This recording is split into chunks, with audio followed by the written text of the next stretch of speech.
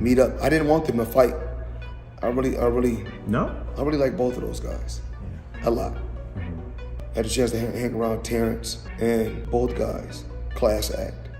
I don't want to be biased. I don't want to sound like I'm hating or I'm mad at anyone. So when I say certain things, I'm not taking shots at no fighter.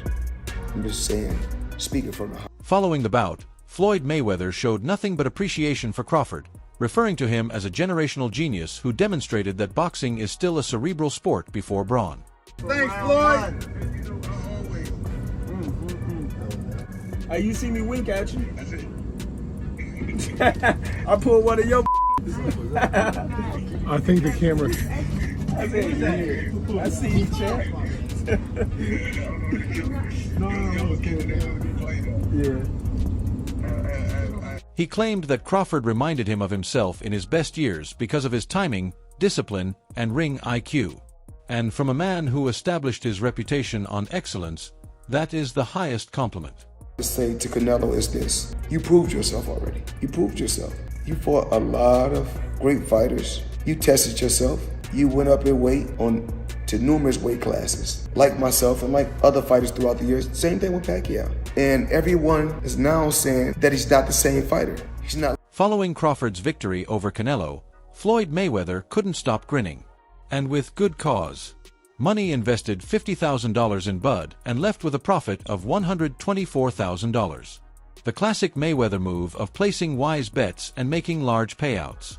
Beyond the money, however, Floyd was always aware of Crawford's uniqueness.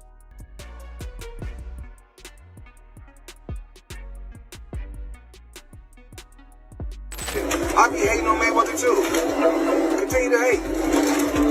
You know, people only talk about winners. I'm a winner, so continue to talk. He also acknowledged that the purpose of his pre-fight preparation with Crawford was to refine Bud's existing weapons rather than teach him new ones. Crawford is more than just another outstanding champion in Floyd's eyes. The fighter who is advancing the sport is him. The individual who officially announced the torch passing. You just made like a whole resume of stuff tonight. It means a lot to me because, you know, anybody can be a nobody, like I said, you know, and that's all they say I've been fighting is nobodies. So what can they say now? Somebody tell me, what can you say now? And say congratulations. Mayweather has stated that he is proud of Bud, proud to have shared in his journey, and proud that there is still a true master at the top of boxing. Floyd just finished praising Bud profusely. To be completely honest, it was like handing the crown in real time. We all, you, me, we just saw the attractive youngster of this generation endorsing the man who had just scaled Everest while wearing a mouthpiece. You can compare and contrast the fight between yourself and Floyd Mayweather Jr. and tonight's bout with Terence "Bud" Crawford, if you can. No, I think Crawford is way better than Floyd Mayweather. Then, as cool as ever, Bud sits down on inside the ring and discusses destiny as if he's been waiting for the world to catch up with him. I'm not sure about you, but I think it's awesome that he can flex and shout without even having to. Well, to be honest, I don't feel anything because, you know, when it's meant for it to happen like that, you know, it just happened organically. You know, I know where I was meant to be. I know my place in the sport where I was, you know, destined to be at. So I just take it. Crawford's mindset is essentially, I promised to do it, and I did it. That isn't haughtiness. Those are facts encased in serene assurance. This is the kind of enthusiasm that creates legends. Let's now discuss his consumption of Canelo's shots. This was crazy, dude. When Canelo taps a man's ribs, we've witnessed men lose it. And this is how Crawford appears to be. Mean Machine hit harder, he added. And you saw how stunned everyone was by that one. Everything else was like blocked or parried or he missed. You know, when I say Mean Machine hit harder than him, I could say Mean Machine caught me with more cleaner punches that, you know, I felt more than Canelo. And we fight with 8 ounces instead of 10 ounces. Imagine revealing to the world that a fringe contender was able to buzz you more than one of boxing's most feared punchers. That's the harsh reality, but it's also what sets Bud apart. He transforms these giants into humans by removing their aura. You must have been wondering, wait, is Bud really walking down Canelo, as you sat at home? Because he was, indeed. The first shot that he hit me with, Canelo, he punched hard, but I think, he couldn't land the shots that he wanted to land on me, and that was frustrating him. If you watch the fight, he only landed a few telling shots, a couple of straight right. Remember that this wasn't going to be an easy task either. Before those championship rounds, the bout was deadlocked. Crawford was aware of it. That's where greatness manifests itself. When you flip the switch despite being warned that the judges might rob you. He didn't coast. He wasn't cautious. He left to end the performance. Fans trust him because of this. He doesn't abandon the pencils in the hands of three persons. He simply leaves it in his own fists. It was one round where, I dominated in the scorecards. They gave it to Canelo, and that just changed the whole mentality of the fight. They was just like, all right, you got to go out there and win these rounds. You got to go out. That's that heartless mindset. Bud simply snatched the pens out of their hands and wrote his own finale, and anybody who has ever complained about poor judging, including you, had to respect that. For years, people vowed that Crawford couldn't sell, headline, or carry the program, which leads to the star talk. Let's all laugh at that myth then. Canelo Alvarez, his highest paycheck, his largest attendance, was against Terence Crawford. And a lot of people, they don't give me no credit. They just, try to demise who Terence Crawford is and give the other fighter.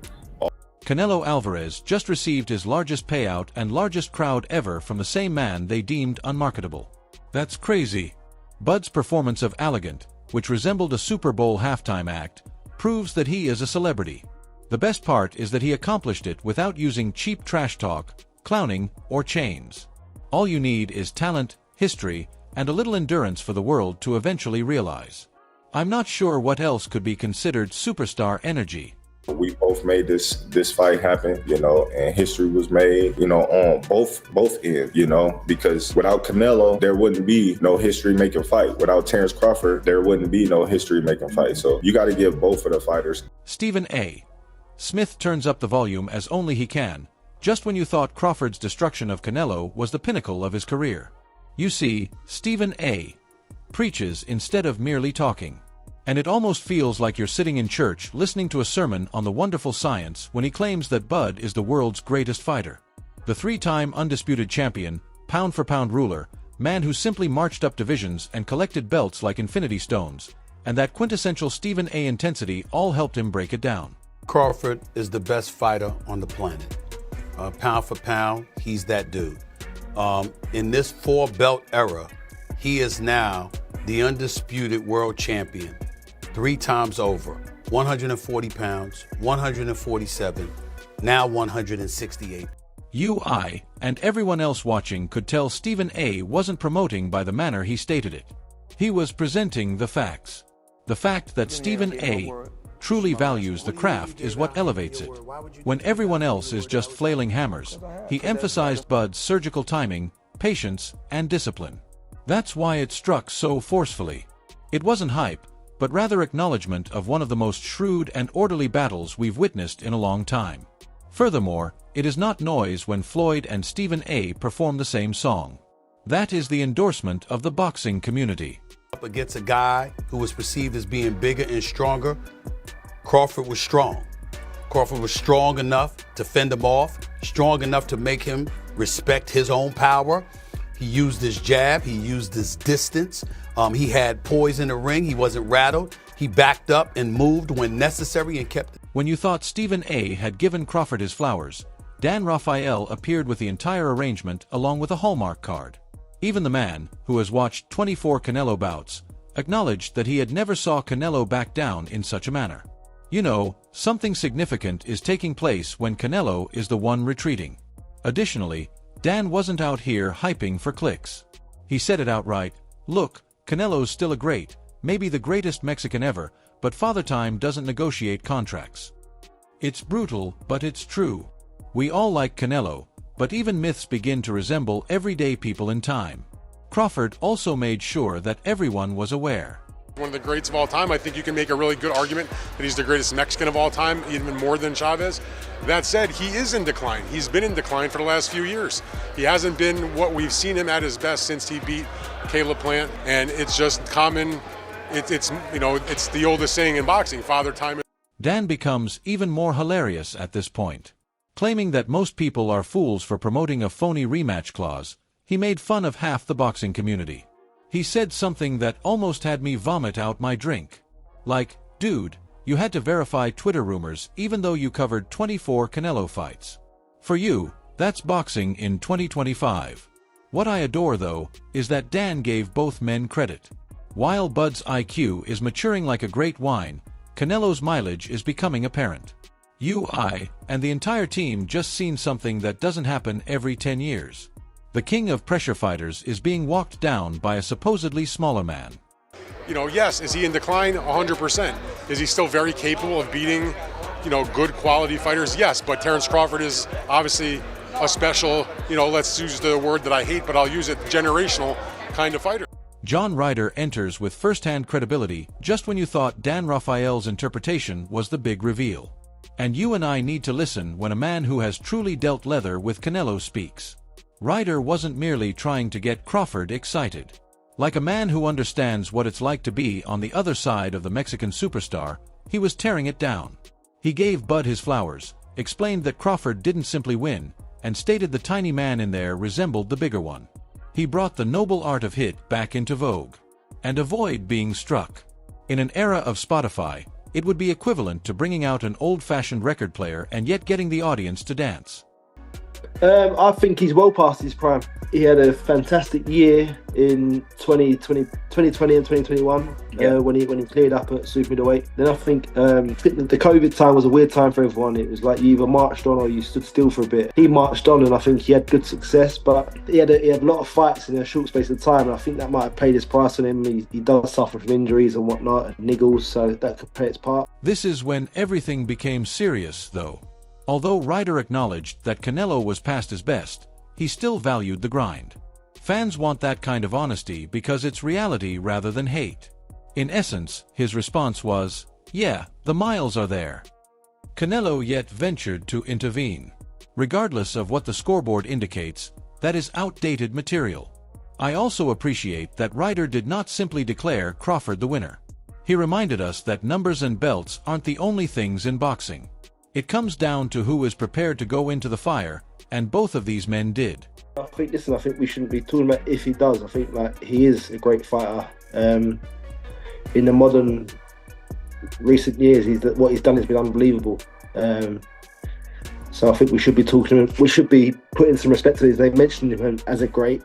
When you combine everything, you see John Ryder delivering that fighter eye analysis, Dan Rafael pointing out the history we just witnessed, Stephen preaching the gospel of Bud, and Floyd praising him like a mirror image of his prime. You understand that this wasn't your typical big fight night. There was a change in the boxing community. You can actually recall where you were at the time it happened. Crawford did more than simply defeat Canelo. He established himself as the figurehead of this time period. Hey, that's my opinion. How about yours? Do you believe Canelo has anything more to say, or did Crawford just enter the club of all-time greats? Put down your opinions in the comments section. Let's have a discussion. For more fire breakdowns, remember to like, share, and subscribe to Boxing Headquarters. We're going to sign off till next time. See you at the following one.